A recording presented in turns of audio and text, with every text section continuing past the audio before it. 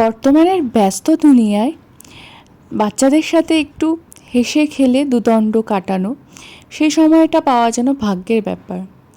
তাই একটু সময় বের করে, শনিবার যেহেতু হাফ ডে হয় আমার, বাচ্চাদেরকে নিয়ে বেরিয়ে পড়েছিলাম রাস্তায়। ফুলের চাদরে মোড়া আমার এই পিচ ঢালাই রাস্তা এত সুন্দর লাগছে দেখতে।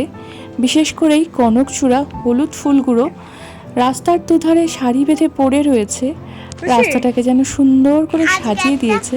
কি সুন্দর লাগছে। আজকে হচ্ছে চারাদিকে রাস্তায় কি বলতে চাইছিলি সেটা বল। একটা লাল ফুল দাও।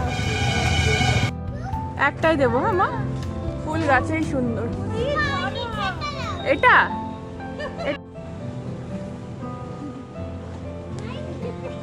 না শোনা, বলতে হয় না।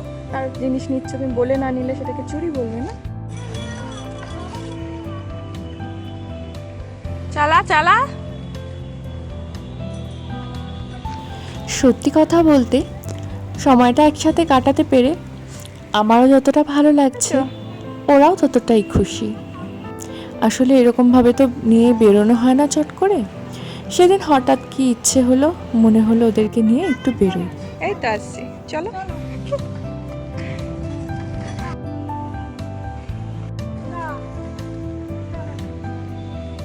আর আরও একবার না বলে পারলাম না কি সুন্দর যে ফুল ঝরে হলুদ ঝরে ফুলগুলো রাস্তায় পড়ে রাস্তাটাকে যে এত সুন্দর করে সাজিয়ে দিয়েছে, মানে এটা এক কথায় অনবদ্য।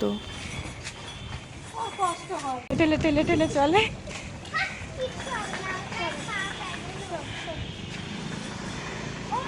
বলো তাই। চলো, কিচ্ছু হবে না।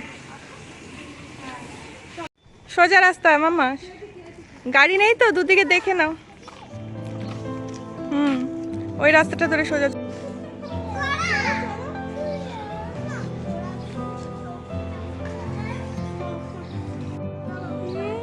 কেন পারবি না? একটা বাম্পার পার করতে পারবি না?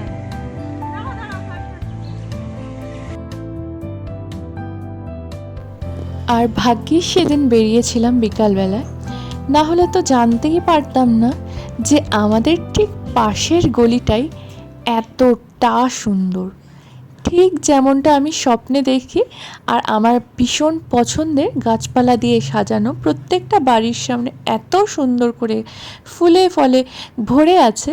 মানে আমি তো এক কথায় যে এতদিন হয়ে গেল আমি এখানে আছি, আর আমি জানিও না এই পাশের গলিটাতে এত সুন্দর একটা দৃশ্য মনোরম অপেক্ষা করে আছে আমার জন্য।